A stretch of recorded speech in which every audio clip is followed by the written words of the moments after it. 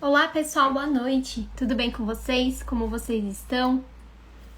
Estamos aqui para mais uma live. Hoje a gente vai ter um convidado para falar de um tema um tanto quanto polêmico aí, né? Vamos falar sobre os direitos dos transgêneros no Brasil.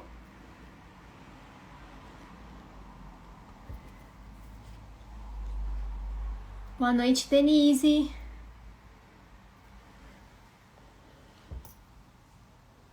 Boa noite, Mari. Hoje nosso convidado é o professor Leandro Cunha. Ele é professor titular de Direito Civil da Universidade Federal da Bahia, pós-doutor e doutor pela PUC de São Paulo. Aguardar o pessoal aqui entrar. Professor em breve. Ah, o professor já entrou aqui. Os meus cachorros também. Vou chamar aqui o professor. Boa noite, Ná.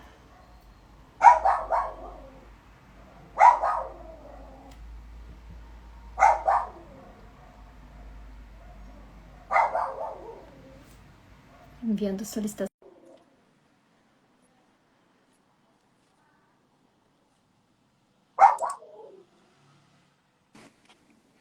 Boa noite, professor. Boa noite, Mayara. Tudo bem? Deixa eu tentar organizar, arrumar aqui a altura das coisas. Eu nunca me acerto nisso aqui. Vamos lá. Ai, estamos juntos, professor. Estou tentando conectar o Bluetooth também, mas está difícil aqui. A gente vai aprendendo com a tecnologia aos poucos, né? A gente vai tentando aos poucos. Ver se assim Isso, melhora. professor. Pronto, Boa vamos ver. noite. Primeiramente, muito obrigada pela sua disponibilidade aqui de estar Imagina. conosco, né? Agradecer, aproveitar aqui que a Aline entrou também aqui na nossa live, agradecer a Aline, que foi a nossa intermediária, apresentou o Sim, professor aqui pra gente. Já tá falando aqui, Leandro, saudade. a Aline é uma queridíssima amiga, incrível editora e é melhor amiga do que editora. Então você imagina quão incrível ela é. Mas Ela é obrigado, mesmo, né, Aline. professor? Nossa, obrigada, Aline. Deixa aqui registrado. Obrigado por ter apresentado o professor Leandro. Com certeza vai ser uma experiência muito bacana. Professor, vamos ter uma aula aqui hoje. Espero, vou tentar fazer o possível para contribuir. Professor, eu avisei os nossos seguidores e colegas aqui, né, que o Sim, nosso tema hoje vai ser os direitos dos transgêneros no Brasil. Deixar legal. o pessoal à vontade também para enviar algumas perguntas. Algumas perguntas já foram enviadas. Eu troquei uma ideia antes até com o professor, né, para Sim. ver se tudo bem, ok, a gente perguntar. E vai ser muito bacana, viu, professor? Olha a Aline aqui. E você foi o professor. Tudo de civil, aprendi com ele. Olha que bacana, professor. Olha que responsabilidade, né? Vindo de Aline, olha que responsabilidade, mas eu só posso agradecer o Muito carinho de sempre. Muito bacana. Professor, deixar você à vontade aqui para se apresentar, né?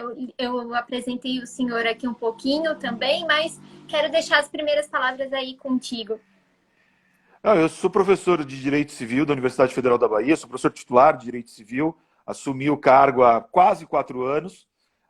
Sou de São Paulo, dá para perceber pelo sotaque, né? Eu fui professor de Aline aqui em São Paulo ainda também. Eu estou em São Paulo agora, por isso que eu falei aqui, mas eu sou professor da Universidade Federal da Bahia e lá eu tenho 2 grupos de pesquisa. Sou professor da graduação e da pós-graduação e lá na Bacana. universidade eu tenho 2 grupos de pesquisa distintos. Um falando sobre direito civil exclusivamente, cujo nome é Conversas Civilísticas, e o outro que é sobre direito e sexualidade, que, de uma certa maneira, envolve também boa parte dos meus estudos nos últimos anos. Né? A minha tese de doutorado trabalhou a ideia da identidade de gênero. Né? Meu doutorado eu fiz aqui na PUC em São Paulo, sob orientação da professora Maria Helena Diniz, e Bacana, professor. virou meu livro, que depois eu até mostro aqui, faço a Ah, publicação dele, sim, por a favor, vai ser publicidade. muito bom conhecer. Isso. E nesse livro, que é o desenvolvimento da minha tese de doutorado, eu trabalho exatamente com a questão de alguns direitos da população trans. Então eu falo um pouco sobre os direitos da personalidade, um pouco sobre direito de família e um pouco sobre a perspectiva da responsabilidade civil. E Sim. eu tenho eu sempre que falo para todos os lugares, eu sempre reitero isso, que é uma coisa que é muito interessante, né? E aí a gente já começa um pouco do nosso bate-papo. Eu sou uma figura que eu não tenho nada a ver, né, pessoalmente, com a comunidade LGBTQIA+. Né? Eu sou homem, hétero, cis, depois a gente define esses termos. Cis, eu sou o privilegiado dos privilegiados. Mas isso não impede que a gente possa estudar, desenvolver o conhecimento e fazer algo de bom para a sociedade. Né? Muito Com se discute a certeza. questão do lugar de fala nesse contexto. E é importante que as pessoas tenham em mente que lugar de fala tem que ser entendido como um conceito inclusivo, não excludente. Eu não estou falando em nome de ou por alguém. Eu estou falando sobre um tema. E em Uhum. algumas searas, em alguns temas, nós precisamos necessariamente que algumas pessoas que estejam fora desses grupos vulnerabilizados que possam falar, né? Que são conhecidos muitas das vezes como aliados dentro desses grupos. Porque, no mais das vezes, essa população tem uma grande dificuldade de ascender a esses espaços. E se a gente não Verdade. conseguir, aos poucos, ir abrindo esse caminho, abrindo esse espaço, para que todos possam lá chegar, a coisa não vai dar certo. Então, eu tenho uma enorme felicidade de saber que o meu trabalho já faz parte de tudo que se tem discutido sobre o tema. É um trabalho que foi citado, por exemplo, né, na decisão mais importante do STJ sobre o tema. A gente vai falar das decisões depois, mas a primeira decisão do STJ que permitiu a mudança de nome e gênero nos documentos de uma pessoa trans, sem a necessidade da realização de uma operação prévia do STJ, né, que é tida como uma das 30 decisões mais importantes dos 30 anos do STJ, cita o meu livro. Que Então, bacana, professor. eu Parabéns pelo sempre. trabalho. Obrigado. Eu Parabéns. sempre gosto de repetir isso. É claro, tenho muito orgulho do meu trabalho, mas não pelo fato de poder dizer isso, mas principalmente para mostrar para todas as pessoas que eventualmente vão ver esse nosso bate-papo, que estão acompanhando, que a gente pode fazer a diferença para o outro. Né? Sim. Eu costumo brincar com os meus alunos, principalmente, já vi até alguns aqui, né? Eu poderia lá atrás ter decidido fazer a minha tese de doutorado falando sobre aluvião, avulsão. São temas de direito civil clássico, mas assim, que tem uma incidência prática na nossa realidade ínfima. Acabei escolhendo, né, fazendo uma outra opção que felizmente tem dado resultado, tem surtido efeito e tem, felizmente, sido pode parecer pedante, mas um dos marcos que ajudam a fazer com que muitas pessoas possam ter a sua dignidade respeitada. Então, assim, a gente pode trabalhar muito em benefício daquelas pessoas que mais necessitam. E, às vezes, os que mais necessitam não têm o menor acesso, a menor estrutura, o menor respaldo. Tanto que, Verdade. salvo o melhor juízo, eu acabei de ver passando aqui a Thaís, que é a presidente, salvo o melhor juízo, da ABRAE, Associação Brasileira Intersexo, que faz um trabalho incrível também para a população intersexo, que está dentro desse escopo com o qual eu trabalho. A gente tem dialogado bastante, a luta da população intersexo também é muito importante. Então, acho que no final das contas, esse nosso bate-papo, ele vai ser um bate-papo sobre dignidade da pessoa humana, sobre Exatamente, né, garantir às professor? pessoas o acesso ao mínimo, ao elementar, para que todos possam efetivamente ter direitos. Só. Verdade, né, Nada, professor? nada muito além disso. E como o professor bem pontuou, e acho que foi super bem pontuado mesmo, essa questão de que para você defender uma causa, né, professor, você não precisa fazer parte de determinado grupo, né? A importância de lutar pela dignidade da pessoa humana mesmo, independente de você fazer ou não parte daquele grupo. Basta Né? que você entenda que você não pode falar por aquelas pessoas. Eu Uhum. posso escrever sobre os direitos das mulheres ou de questões atreladas a gênero sem que eu necessariamente seja uma mulher. É claro que eu Sim. não vou falar pela mulher, mas isso não me impede de estudar, de conhecer certos temas e poder dialogar sobre inúmeros assuntos. Eu acho que é uma coisa que eu tenho discutido bastante, Mayara. Eu acho que é importante a gente começar a desenvolver.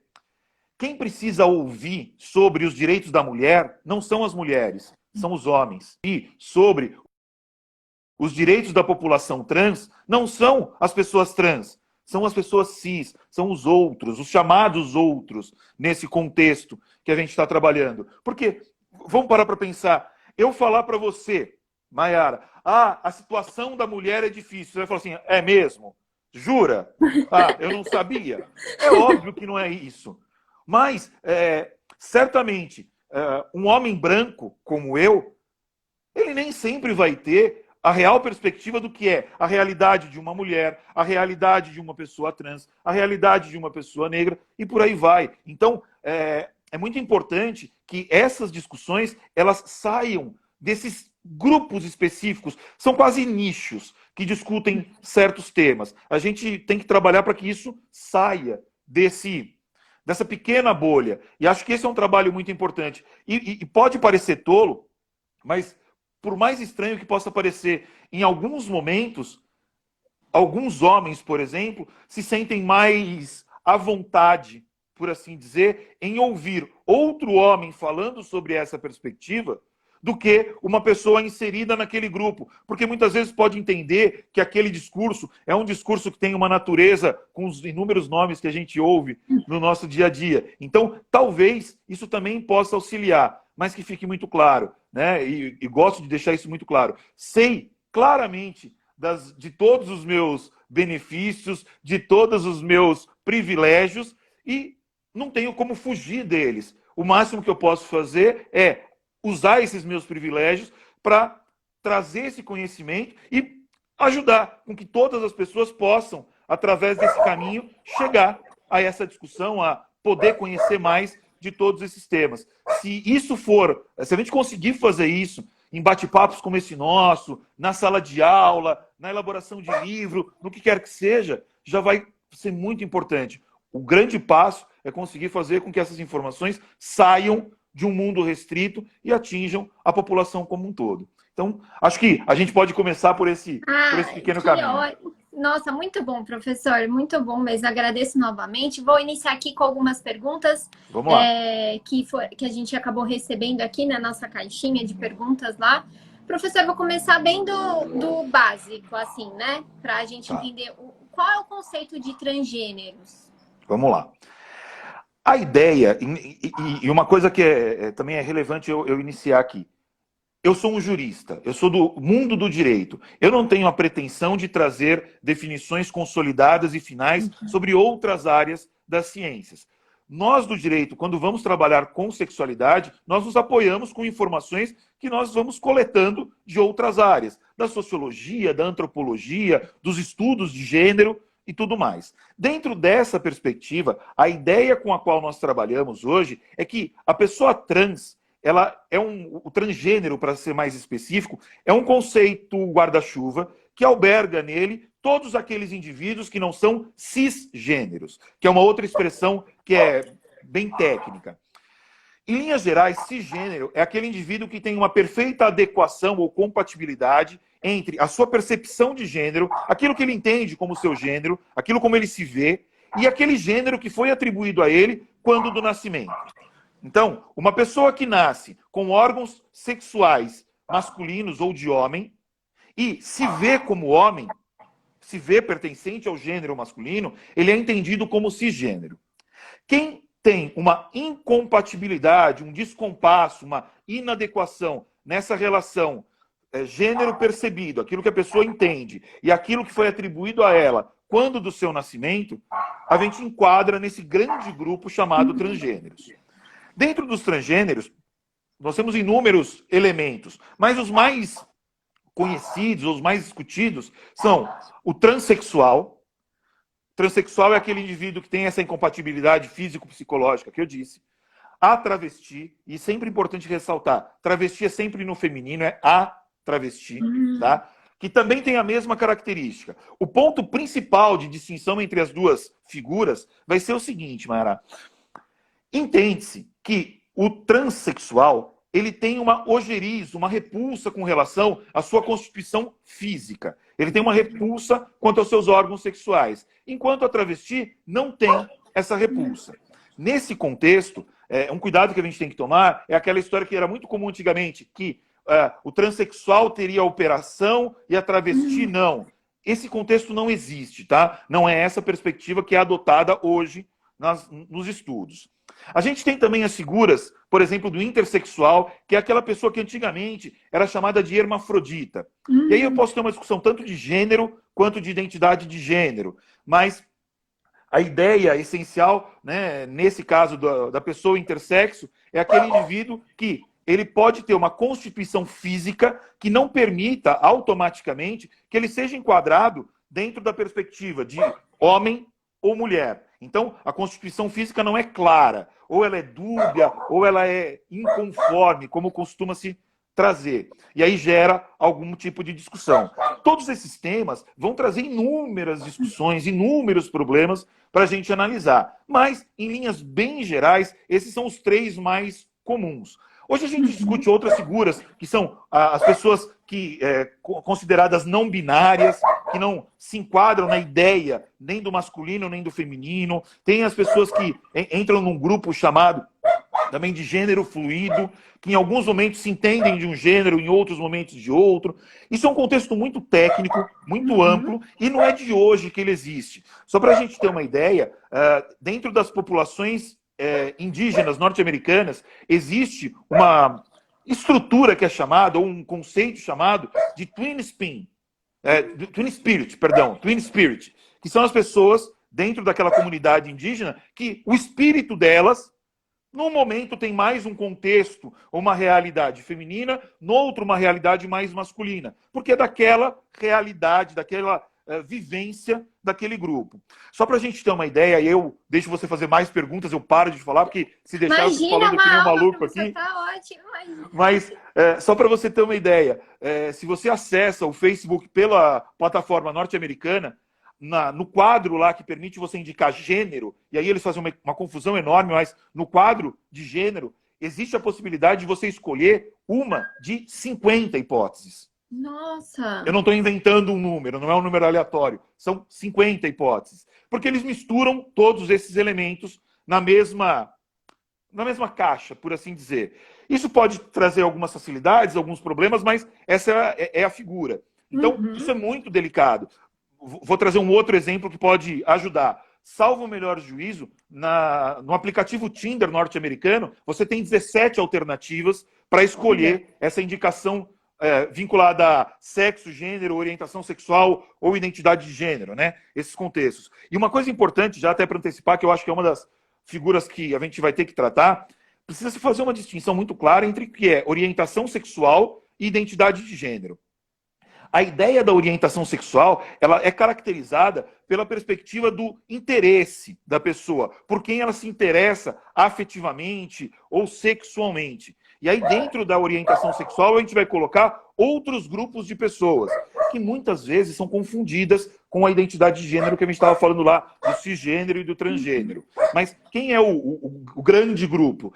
Heterossexuais, homossexuais, bissexuais e assexuais. Os assexuais são aquelas pessoas que, num dado momento, e numa visão bem simplória, não têm interesse sexual, não manifestam interesse sexual. E há também a figura dos pansexuais, discutida hoje em dia, que se interessam, isso não é uma definição muito sólida hoje em dia, mas se interessam por pessoas de qualquer natureza, qualquer gênero. Há quem sustente que se interessem por qualquer coisa, e aí coisa no sentido técnico da expressão, porque hoje em dia a gente vê surgindo cada vez mais os relacionamentos virtuais. Mas não os relacionamentos virtuais como um relacionamento entre duas pessoas que dialogam, como nós estamos fazendo aqui. Mas, por exemplo, com inteligências artificiais, robôs.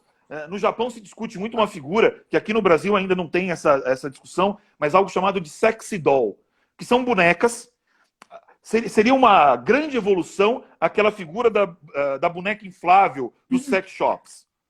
É uma boneca que tem uma constituição de um polímero que parece até uma pele, como se fosse uma espuma, que tenta lembrar uma pele, tem uma face e que já se instala nesses robôs, por assim dizer, uma inteligência artificial como aquelas que a gente tem no celular. Você conversa com o celular. mais ou menos isso. Então, assim, é um campo muito grande para a gente discutir, né, coisas muito amplas, e o que é mais interessante é que é uma realidade que é muito próxima. Talvez a gente não note, mas ela é uma realidade muito próxima. É verdade, né, professor? Em situações do dia a dia mesmo, né? No trabalho, né? Seja numa repartição pública, você vai se deparar com essas situações e é necessário mesmo, né, professor, defender esses direitos mesmo, Era para a né? gente fazer um dado estatístico aqui, que eu acho que sempre ajuda para quem não está habituado ao tema. A questão da invisibilidade das pessoas LGBTQIA+, no Brasil é muito grande, né? Nós não temos dados muito sólidos nessa análise. Mas só para que você tenha uma noção. Existem alguns estudos que revelam que, por exemplo, pessoas trans no mundo sejam um número que gira em torno de 2 a 4%. Se nós temos 7 bilhões de pessoas no mundo, é um número bem considerável. Vamos desenvolver um pouco mais esse número. Só de pessoas intersexo, existe uma pesquisa da ONU que estabelece que esse número é de cerca de 1,7% da população. Acho que a grande maioria das pessoas que estão aqui nos acompanhando são do direito ou atreladas do direito, e a gente tem sempre aquela história da dificuldade das Com pessoas números. do direito com os números. Então, a gente sempre cria uma correlação rápida. Se você conhece uma pessoa ruiva, ou já viu uma pessoa ruiva na sua vida, certamente você já viu uma pessoa trans. Porque o índice de pessoas ruivas no mundo é o equivalente a 1,7% também. Então, é mais ou menos a mesma quantidade. Então, é um número considerável de pessoas. São pessoas que estão aí no nosso dia a dia e muitas vezes a gente não conhece, são invisibilizadas. É só a gente parar para pensar. Certamente, você conhece mais do que 100 pessoas na sua vida. É verdade, então, né, professor? Certamente você conhece uma pessoa trans.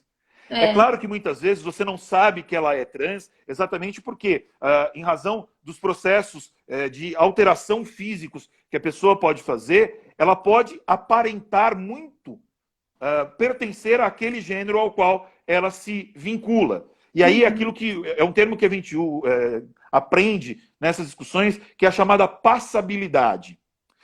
Existem pessoas trans que você olha e você fala, não é trans. Você é trans mesmo? O que é uma pergunta absolutamente ofensiva, diga-se de passagem. Mas quando a pessoa tem uma alteração físico-corpórea tão forte, a ponto de você não conseguir, entre aspas, discernir que se trata de uma pessoa trans, você tem aí uma ideia de que ela apresenta uma passabilidade grande, ou seja, ela tem condições físicas de passar-se por alguém daquele gênero ao qual ela se entende pertencente. Então, são temas muito complicados. É só a gente fazer uma análise.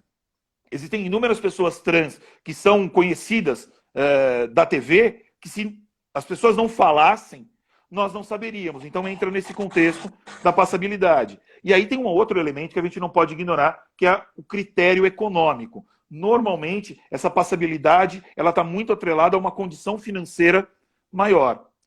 Verdade, né, professor? Ainda que a gente tenha essa questão, e aí vou antecipar uma das conversas que a gente tem que ter. Ainda que hoje, no Brasil, o SUS subvencione as intervenções para redesignação sexual, que é como se chama, ou processo transgenitalizador, né? São operações para fazerem com que a pessoa fisicamente fique com a aparência do gênero ao qual ela se entende pertencente. Então, são operações na região genital que transformam a pessoa. Tá? Hoje, a técnica existente, em muitos casos, se você vê a pessoa, mesmo sem roupa, você não tem condições de falar que aquela pessoa passou por uma operação. Então, é um processo muito técnico e muito evoluído. Mas, só para a gente ter um cálculo aqui para ajudar, mais uma vez com cálculos.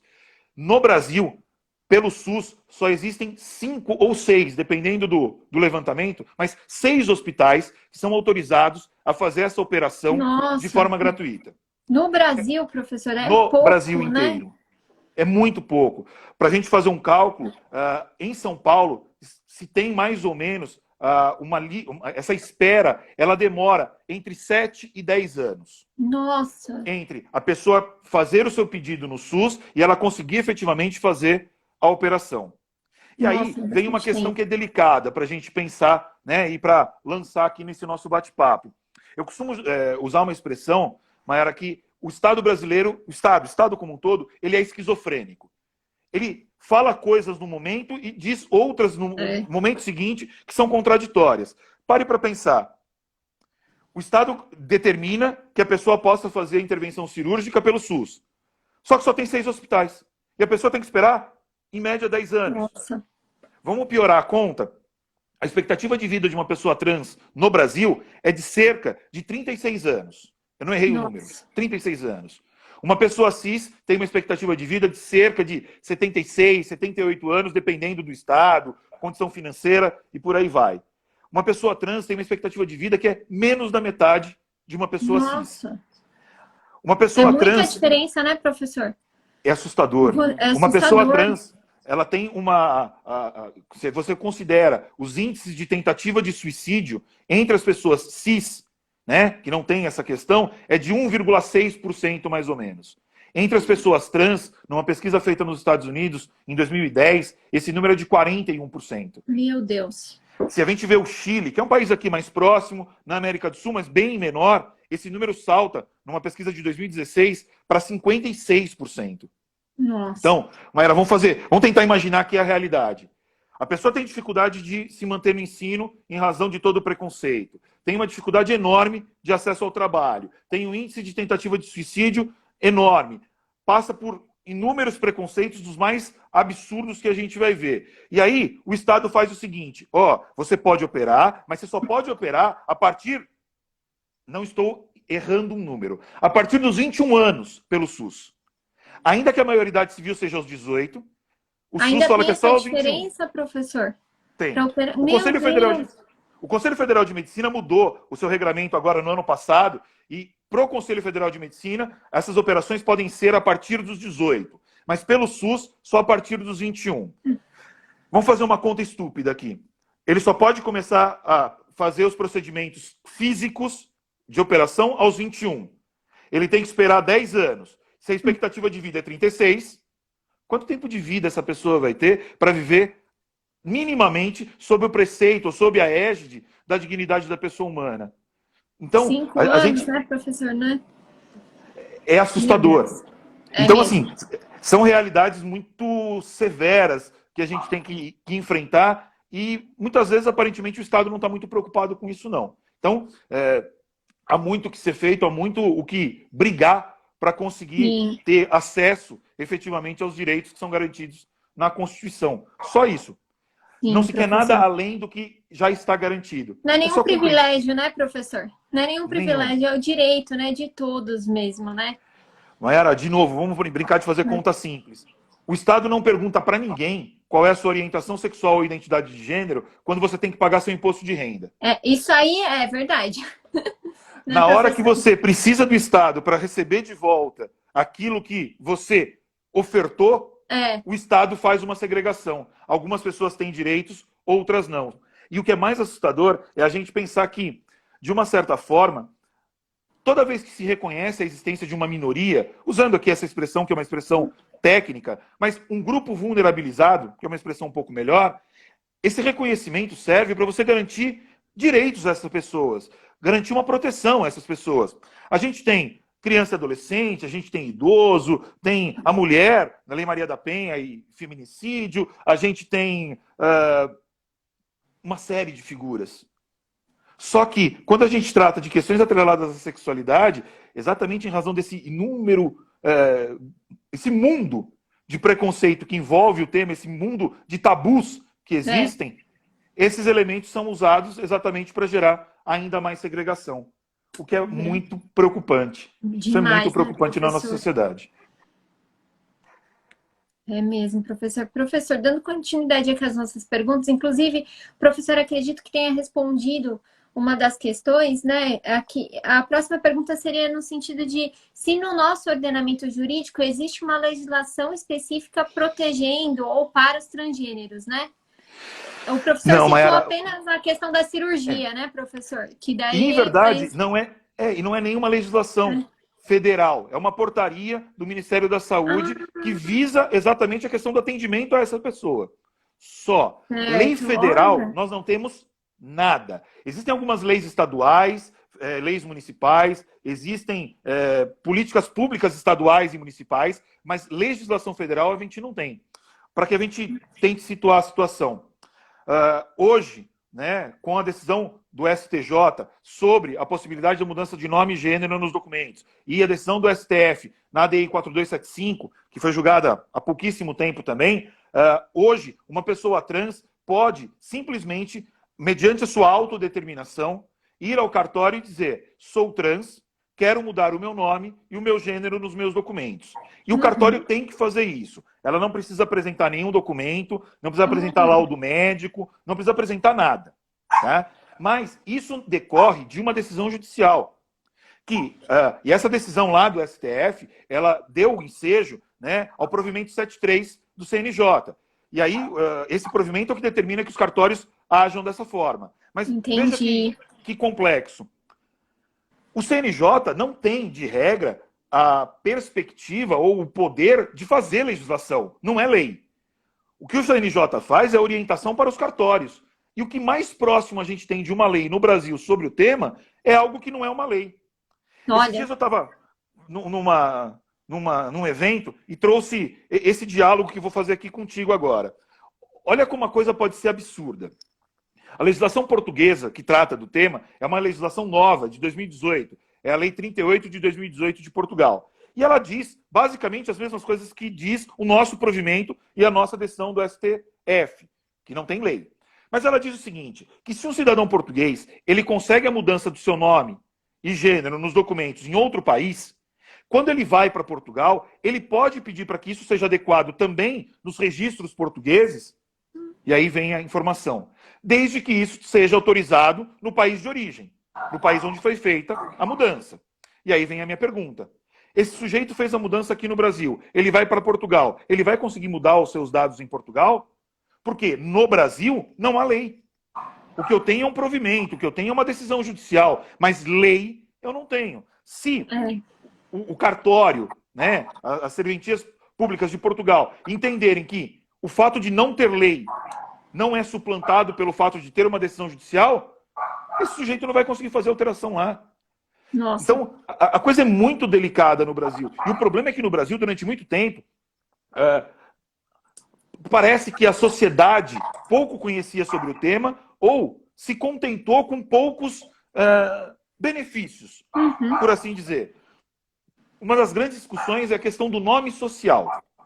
E essa é a minha próxima pergunta, professor. Isso mesmo. Pronto, já vou antecipar. Já facilita. Qual que é a ideia do nome social? O nome social é aquele nome pelo qual a pessoa é reconhecida socialmente. Que no caso da pessoa trans, ela usa um nome social adequado, agregado, vinculado àquela sua perspectiva de gênero. Porque, por mais incrível que pareça, né, no Brasil, nome tem gênero. Tem nomes masculinos, nomes femininos, tem até nomes unissex, se a gente puder, assim, pensar. O que é estranho, porque é uma coisa inanimada, mas tem nome. Ponto. Nome tem gênero. Ponto. Vamos nessa. Vamos seguir a nossa conversa. Para que a pessoa seja reconhecida socialmente, ela se apresenta socialmente com aquele nome que ela entende adequado ao seu gênero. E aí, alguns provimentos, algumas resoluções permitiam a utilização do nome social. Mas o nome social é um mero paliativo, porque ele não muda o nome que consta dos seus dados registrais. Registro. E muitas vezes, essas orientações, elas traziam situações que eram tanto quanto estranhas, porque elas diziam coisas como, por exemplo, que tinha que colocar o nome social e o nome registral no mesmo documento, na frente do documento. Qual é a lógica? Você vai manter a segregação. Verdade. Né? E o mais engraçado, se a gente pode usar essa expressão, ou o mais inusitado, é pensar que as pessoas, muitas vezes, apresentam uma série de restrições à questão da mudança do nome. Mas as pessoas mudam de nome por inúmeros outros motivos, sem que haja qualquer discussão. A gente, quando está lá no primeiro ano de faculdade, né, no primeiro semestre de faculdade, a gente vai aprender sobre nome. Se aprende, né, que o nome é imutável na legislação brasileira, a lei de registros públicos. Só que se você for fazer uma análise, tem cerca de 10 situações que você muda o seu nome garantidas na lei. Quando a pessoa atinge a maioridade civil, ela tem 1 ano para mudar de nome. Quando ela se casa, ela pode mudar o seu sobrenome. Quando ela é adotada, ela pode mudar até o prenome. Quando ela se separa, ela pode voltar ao nome original. Para questão de proteção de testemunha, ela pode mudar o nome. Se o nome é vexatório. Enfim, existem inúmeras situações. Por que tanta dificuldade de chamar uma pessoa pelo nome que ela se entende? Né, professor, isso. Eu vou fazer um pequeno adendo com a palavra que você usou. Aceitar. A gente tem muito essa percepção na sociedade de aceitar. Eu venho trabalhando há algum tempo com uma perspectiva... E é um erro, né, professor, pensar dessa forma, né? Sabe por quê? Eu penso da seguinte forma, Mayara. Muito se usa a expressão aceitar ou tolerar. Você tem que aceitar ou tolerar aquilo que atinge a você, a sua vida, a sua personalidade, a sua individualidade. Se é o nome de outra pessoa, se é a vida de outra pessoa, se você respeitar, já está assim, ótimo. É o mínimo, né, professor, mesmo, né? O respeito, né? É o mínimo, mas em algumas situações acaba sendo o máximo. Isso, é verdade. Porque a gente acaba se deparando com situações assustadoras na nossa realidade social. É muito sério o que a gente encontra. Então, quer ver uma coisa, Mayara? Eu vou ser muito sincero contigo. Você me falou que chama Mayara, não foi? Sim, sim. Eu pedi teu documento, eu pedi para ver alguma coisa, ou você falou e eu simplesmente aceitei? Exatamente, simplesmente aceitou. E por que motivos, Qual então? É a dificuldade? Se você tivesse me falado que o seu nome não é Mayara, é Leandro, tá bom, é Leandro, cara. É a forma como a pessoa pretende ser designada. O que é mais incômodo para mim, Mayara, nesse contexto, é que muitas vezes, tentando criar um correlato, existem pessoas que não gostam do próprio nome, porque entendem que o nome é feio. Como se nome também tivesse beleza, mas vamos lá, né? Mas, assim, porque o nome seria feio. E se apresenta socialmente com outro nome.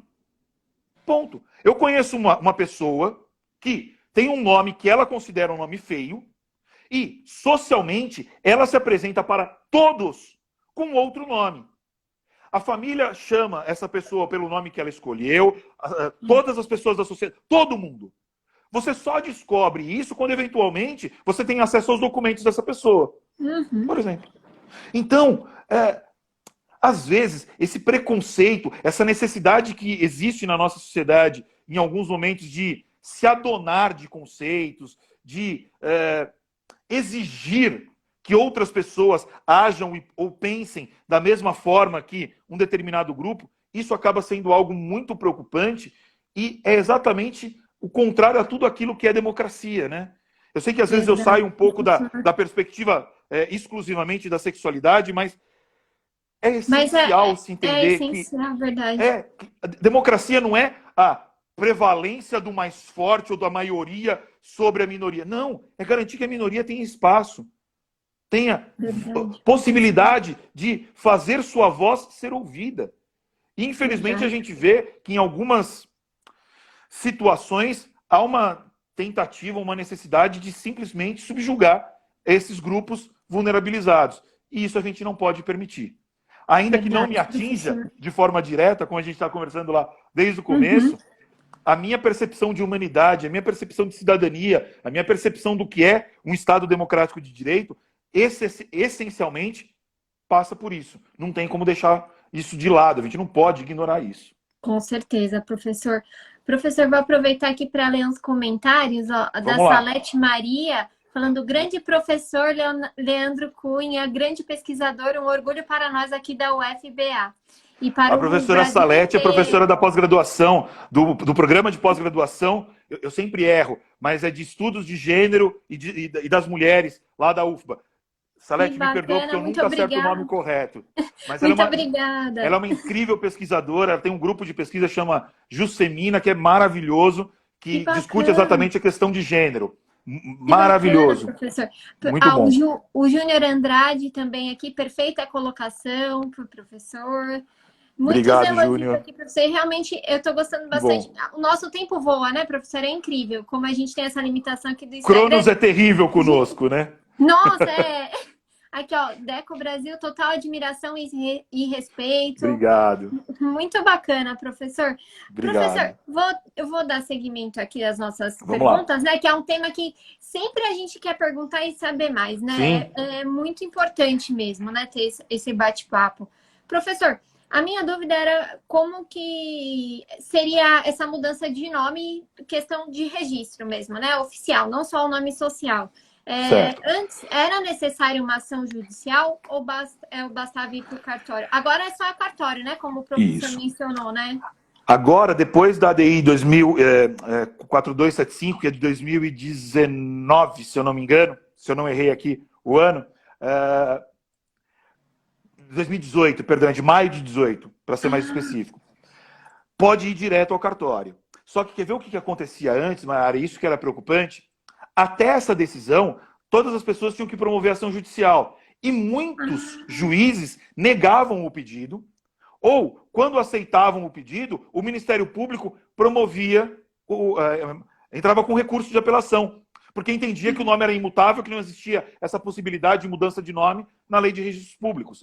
Então, muita gente, durante muito tempo, padeceu de uma luta, uma guerra, para conseguir mudar o nome, nossa, tendo que discutir isso, chegando até o STF, a ponto da gente ter a decisão da ADI 4275. Então, durante muito tempo, houve a necessidade de decisão judicial e, pasme, durante muito tempo, isso foi negado.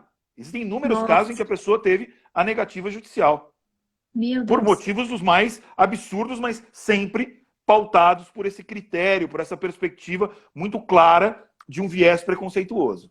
Verdade, né, professor? E a cirurgia, ela era um precedente para que a mudança de nome acontecesse, professor? Teve um período de meados do início dos anos 2000 até 2016, 17, em que, na grande maioria dos casos, os juízes só autorizavam a mudança de nome e gênero nos documentos após a realização de operação física. Não bastava que a Nossa, pessoa tivesse aparência, não bastava que ela se utilizasse de tratamento hormonal, não. Era obrigatoriamente necessário que ela tivesse feito uma operação para mudar as suas genitais. E aí tem uma coisa que também é interessante que eu acabei deixando passar, que eu sempre gosto de trazer aqui a discussão para a gente ver como o preconceito é um elemento preponderante. Mayara, uma moça de 16 anos, se quiser fazer um implante de silicone nos seios, ela faz, mediante autorização dos pais. Uma pessoa trans que queira fazer essa operação, que tem uma natureza eminentemente terapêutica, tem que esperar os 21 anos. nossa. Tem alguma coisa de Ai, errado aí, não tem? verdade, professor. Inclusive, esse era um ponto que eu queria perguntar também, a questão do menor de idade, né? Que o professor acabou de mencionar, se ele precisaria da autorização dos pais até para pedir a mudança do nome também precisa, professor, a partir dos 21 A, a ou partir dos 18. a partir dos Hoje, né, a 18? determinação é a partir dos 18. Existem países que não estabelecem esse critério etário. Tá? Uhum. Existem em algumas situações. Só para a gente ter mais uma vez uma noção, Mayara, o Brasil não tem uma legislação federal sobre o tema, como eu disse. Países Nossa. aqui no nosso entorno têm algumas das melhores legislações sobre identidade de gênero do mundo. A legislação argentina e a legislação uruguaia, né, sobre identidade de gênero são muito bem feitas. Países da Europa, por exemplo, já estão na sua segunda legislação, alguns já discutindo elementos para uma terceira Olha, onda legislativa. E nós, no Brasil, continuamos nessa condição de um Estado que é absolutamente leniente e que ignora as necessidades e os anseios de um grupo populacional que não quer nada de diferente, que é apenas o direito de ser quem é. verdade, né, professor? É, o professor, outro ponto que eu tenho bastante dúvida, assim, essa é uma dúvida particular minha também, né? A questão do ambiente de trabalho. Se a Sim. pessoa altera apenas o nome social, né? Ou até vamos falar de registro, né? Porque daí teria a documentação, Uhum. tudo, né? Apresenta para a empresa tem a obrigação de fazer, de chamar a pessoa pelo nome, de ter registro de e-mails, assim também, assinatura de e-mail, tudo isso pelo Tudo. nome, né? Dentro do direito do trabalho, a gente também tem ainda para ajudar né, legislações específicas contra a discriminação. Hoje, quando a gente fala, e isso é um entendimento que já tem sido consolidado internacionalmente, toda vez que se fala que se proíbe qualquer tipo de preconceito de raça, cor, sexo, quando usa a expressão sexo, hoje se entende que a palavra sexo ela tem que ser compreendida na sua modalidade mais ampla, entendendo a sexualidade como um todo. Então, abrangeria também identidade de gênero. Então, haveria, mais uma vez, a necessidade do respeito a essas informações. Isso também acontece nas escolas, por exemplo, Mayara, que as escolas têm que colocar, por exemplo, na lista de chamada dos alunos, o nome social, se ainda não foi feita a mudança, ou então, se já foi feita a mudança, obviamente, a questão do novo nome registral. Mas uma questão que é muito perigosa e preocupante nesse contexto é que, no passado, por exemplo, existe o primeiro homem, né, operado no Brasil, que se tem conhecimento, foi o João Nery. João W. Nery é o nome dele. Já falecido há pouco tempo, e João relata que, no caso dele, ele fez a operação e como não tinha o suporte, a sustentação jurídica para dar encaminhamento a tudo que ele precisava, ele fez o quê? Ele foi ele era nasceu mulher e se transformou fisicamente, né, nesse contexto, em homem. Aquilo que a gente chama de um trans FTM, female to male, né? Nasceu com um aspecto feminino, se entendia do gênero masculino e fez essa mudança. E o que ele fez? Ele foi ao cartório já adulto, já formado, já com uma profissão estabelecida e disse no cartório, isso no início dos anos 80, salvo engano, disse que nunca tinha sido registrado e que precisava fazer o seu primeiro registro. Levou uma pessoa que foi a sua testemunha e ele fez um novo registro. E aí ele relata que a partir de então, ele perdeu toda a vida dele daquele passado. Ele era professor, ele era pedagogo, se eu não me engano, ele não pôde mais exercer essas atividades porque ele não tinha os documentos que comprovavam que ele era aquela mesma pessoa. Então, tudo isso também tem que ser analisado. As mudanças feitas hoje no cartório permitem que a pessoa solicite essas alterações em outros dados de base. Por exemplo, na mudança nos registros escolares, a mudança nos documentos de curso de graduação, de pós-graduação e tudo mais. Porque isso acaba sendo preponderante para o desenvolvimento da vida dessa pessoa, desse indivíduo. Verdade, verdade. Bem porque tem uma outra questão que é importante, que muitas vezes as pessoas fazem essa transição já mais velhas, já numa outra idade. Existem inúmeros casos, mas, por exemplo, um caso que a gente sempre traz nesse tipo de discussão é do pai das irmãs Jenner. Aquelas moças que são digital influencers, eu não sei direito como é que é a história, mas ele era o padrasto das irmãs Kardashian também. É um cara chamado Bruce Jenner. Ele foi competidor de atletismo em Olimpíada pelos Estados Unidos. Ele, pai de 3 ou 4 filhas, e que aos 60 anos, salvo engano, decidiu que não dava mais para esconder aquela sua realidade e passou pelo processo transgenitalizador, né? Pelo menos uma parte dele, e hoje se apresenta socialmente como uma mulher, que é chamada Caitlyn Jenner, que sai em revistas femininas. Então, assim, é uma realidade que atinge pessoas em uma idade jovem, mas tem muita gente que convive com essa realidade durante muito tempo e chega numa hora que não consegue mais ocultar essa sua condição.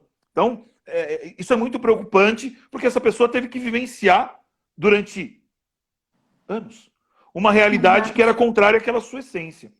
E aí, quem tiver interesse de ver um pouco mais sobre isso, tem séries, tem filmes, tem várias coisas que mostram um pouco da realidade da população trans, que são interessantes para que a gente comece a entender um pouco essa figura. Ô, professor, o senhor pode depois passar para mim, por direct? Aí claro. Eu compartilho também indicações de séries, filmes, claro. né?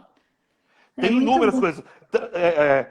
É uma questão que para mim é tão inovadora, tão diferente, que na minha tese, e isso tem também no meu livro, eu fiz uma coisa que normalmente você não vê nos trabalhos acadêmicos. Além de um conjunto de referências bibliográficas, eu fiz um conjunto de referências filmográficas. Nossa, São que filmes bacana. e séries que as pessoas podem assistir para tentar entender um pouco melhor essa realidade. São filmes antigos, filmes novos, filmes clássicos, seriados, enfim, tem muito para a gente poder aprender aos poucos, mas para tentar entender um pouco melhor essa realidade. Nossa, muito bom, professor. Os meus cachorros, o professor deve ter notado que eles estão acordando agora também. Eles estão participando, né? Eles estão dialogando comigo. Casa, o pessoal aqui já está acostumado também com eles. Eu até entendi uma das perguntas deles, mas eu vou responder. Vamos fazer depois. Professor, infelizmente nosso tempo realmente acaba muito rápido. Eu quero aproveitar com uma última pergunta que foi enviada aqui pra gente. Eu teria mais, mas eu vou repassar por direct pro professor, se o professor me permitir. Já claro. Abusando, né, professor? Vou repassar. Fica à vontade. Aí a gente, para trocar e repassar as perguntas para as pessoas, né? As respostas, na verdade. Para fechar aqui, professor, uma questão que eu também tenho dúvida. Se é aplicável a Lei Maria da Penha para as mulheres trans. Hoje, o entendimento que tem sido consolidado é exatamente no sentido de ter a aplicação também para as mulheres trans. Tá? Direito penal não é exatamente a minha área de maior atuação, mas hoje esse é o entendimento que tem sido adotado e isso tem sido consolidado exatamente porque a ideia é a perspectiva de gênero. Se a pessoa se apresenta socialmente segundo um gênero feminino, tudo aquilo que se aplica às pessoas do gênero feminino devem se aplicar a elas também. Existe, Mayara, uma grande discussão dentro dos feminismos sobre a possibilidade ou não de aceitar. Tá? Respeito todas as perspectivas, as correntes feministas, entendo qual é a luta que rege o pensamento de cada uma dessas correntes, mas a minha perspectiva ela é sempre da inclusão e da proteção, sempre atrelando esses dois conceitos. Então, sim, a Lei Maria da Penha há de ser aplicada também para as mulheres trans. E aí, além da Lei Maria da Penha, fazendo aproveitando aqui uma relação rápida, hoje se tem muito também a discussão, e é um dos pontos que o STF ainda está por decidir, que é a questão da utilização de banheiros.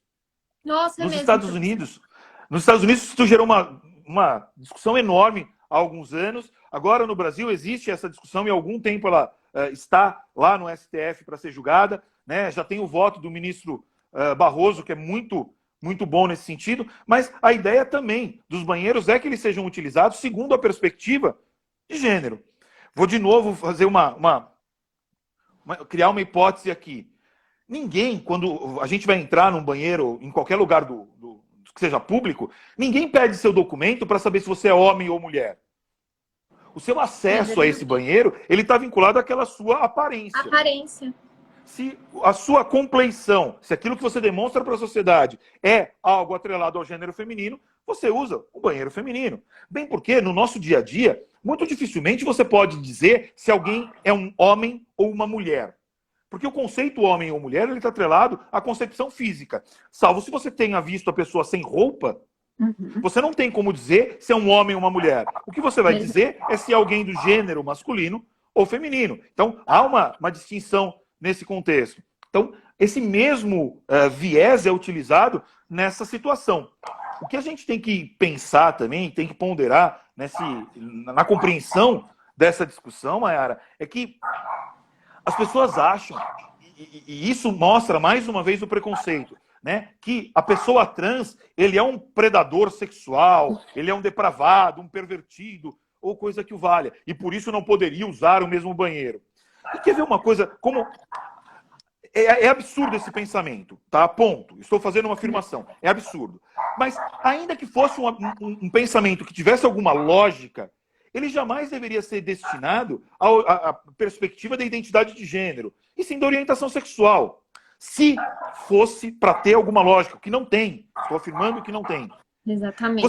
Você nunca vê ninguém falando nada se, por exemplo, um homossexual entrou num banheiro masculino sendo um homem homossexual. Porque aí você poderia falar assim, não, ele entrou no banheiro que tem pessoas pelas quais ele se atrai. E outra, gente, espera um pouco, né? Por favor, né? Não dá. Não dá, tem coisa que não dá nem para discutir. Eu às vezes posso parecer um pouco intolerante com algumas coisas, mas, gente, por favor, né? Não. Vamos ter um pouquinho de consciência. A pessoa vai ao banheiro para fazer suas necessidades e ponto. Né? É. E acabou, E não sabe? tem que se discutir, né, professor? Bem porque Não se tem. houver essa situação, que se trate as exceções com o rigor da Como lei. exceções, né? Não. E pronto. Né? Mas Exatamente, você professor. tem muito claramente essa discussão de que haveria essa conduta de um predador sexual ou coisa do tipo. Então, assim, eu acho eu sei que a gente está chegando no final, mas assim, eu acho que as pessoas precisavam, ao invés de falar sem ter a menor noção, que elas lessem um pouco, que elas tivessem um pouco de cuidado, de atenção com aquilo que elas vão falar antes de falar certas besteiras. Verdade. Eu sei que na nossa realidade de hoje, né, todo mundo tem a possibilidade do acesso a isso que a gente tem aqui e falar o que quiser, quando quiser, como quiser. Mas assim, percebam que às vezes é melhor você não falar se você não sabe, Verdade. se você não tem aquele conhecimento. Isso não é nenhum tipo de censura, mas é ter um mínimo de respeito a si mesmo. Exatamente. Você jamais vai ter uma discussão comigo sobre física quântica. Eu não sei. Eu não tenho como dialogar ou discutir. Agora, por que as pessoas acham que podem discutir coisas que elas não minimamente se preocuparam? Eu não estou falando aqui de ter estudado para isso, ter feito um curso de... Não. Hoje você tem condições de ter acesso a informações de qualidade em qualquer lugar. Basta você ter um interesse. Eu costumo brincar com os meus alunos, né? Aqueles que gostam de futebol. Se eles dedicassem ao direito 1/10 daquilo que eles dedicam de interesse ao futebol, que sabe a escalação do time que gosta, o cartola, tudo. Então, se dedica a isso também, se você quer falar. Buscar informação séria, né, professor? Ajuda. Verdade. Ajuda para você não passar vergonha. Porque às vezes você vê as pessoas falando coisas que você fala assim, gente, é só ter lido um pouquinho, ter se preocupado um pouquinho em querer conhecer e não ficar repetindo aqueles chavões que a gente vê em muitos lugares, aquelas frases prontas, de impacto. Acho que assim, eu como professor não tenho como fugir disso. Lê um pouquinho, procura conhecimento, busca informação, ela existe, é só você se interessar. Verdade. E se não achar, pode mandar mensagem para mim que eu te falo onde encontrar. Se for da minha área, pode procurar os outros professores. Aproveitar aqui da essência dos falar, professores. Aproveitar aqui para falar que o professor é colunista do Migalhas, né, professor? Eu tenho alguns artigos escritos lá no Migalhas. Né, no Migalhas. Eu dei uma pesquisada, realmente o pessoal aqui do direito é bacana mesmo, né, ter esse acesso a esses conteúdos. São conteúdos sérios, né, professor? E artigos sérios, né? Não é entender da vida também, né? Não, e é entender que faz parte discordar. Ter pensamentos contrários é da nossa natureza. Eu com os meus colegas, eu discuto, eu discordo, eu penso de forma diferente, eu penso de forma igual. Nós estamos aqui para pensar e para construir juntos. Verdade, professor. Simples, muito fácil. É só ter vontade. É verdade, professor. Aproveitar aqui o finalzinho aqui, agradecer a minha irmã que está aqui conosco também, falando respeito acima de tudo. O meu pai também falando parabéns pela live. É importante desconstruir o preconceito. Né? Concordo com a família toda. A família aqui é a nossa audiência também, professora. A gente coloca todo mundo aqui, ó. Minha irmã é fisioterapeuta, mas eu falo, tem que assistir. Claro, se a família não prestigiar, né? Não é? A Aline aqui falando também, respeito é tudo ou o mínimo necessário. É verdade. Como professor a Aline tem uma consciência social muito forte já de muito tempo. Então, ajuda. Com certeza, com certeza. É esse o caminho. Professor, muitíssimo obrigada. Eu vou encerrar aqui te agradecendo novamente, agradecendo quem esteve aqui conosco também. Professor, já fica o convite para uma próxima, que esse é um assunto que, entre outros assuntos que eu sei que o professor também discute, né? A casa aqui está sempre aberta com os cachorros e tudo aqui para a gente conversar. Um prazer enorme te conhecer, mesmo que virtualmente. Eu espero que quando tudo isso passar, a gente possa marcar um café também com a Aline, para celebrar realmente esses encontros que a quarentena trouxe, né, professor? Sim. Vou deixar os minutinhos finais aqui com você, para você se despedir da gente. Acho que segundos, acho até. Vamos lá, então. Rápido. Eu agradeço o convite, sempre à disposição. quando precisar, tá? Quem quiser ou tiver interesse, boa parte dos meus textos estão lá no academia.edu, aquela plataforma, Leandro Cunha, você encontra lá. E também, quem quiser, o meu livro, tá? Que fala de muito disso que a gente tratou agora. Tá? Identidade e redesignação de gênero, muito aspectos bacana. Da família, da personalidade da família e da responsabilidade civil, já em segunda edição, acredito que indo para a terceira em breve. Muito bacana, professor. Parabéns pelo trabalho. Obrigado. E sempre tentando ajudar a sociedade ou a fazer com que a gente tenha um mundo minimamente melhor para que a gente possa viver um pouco mais de harmonia. Verdade, professor. Muitíssimo obrigada. Uma boa noite, uma ótima semana para você, tá? Para vocês também, pessoal. Muito obrigada, professor. Obrigado, tchau, tchau. Obrigado, Mayara. Obrigado a todos que estiveram aqui. E até uma próxima. Mayara, deixa eu falar uma coisa. Minha mulher acabou de entrar aqui. Amor, olá! te amo. Ela estava em aula. Amor, te amo. Obrigada pela participação aqui. Vou deixar salvo e vou compartilhar o link com o professor. Tá joia. Tá bom? Obrigado, Tchau, Mayara. tchau. Até mais. Boa noite. Tchau, tchau. Tchau, tchau.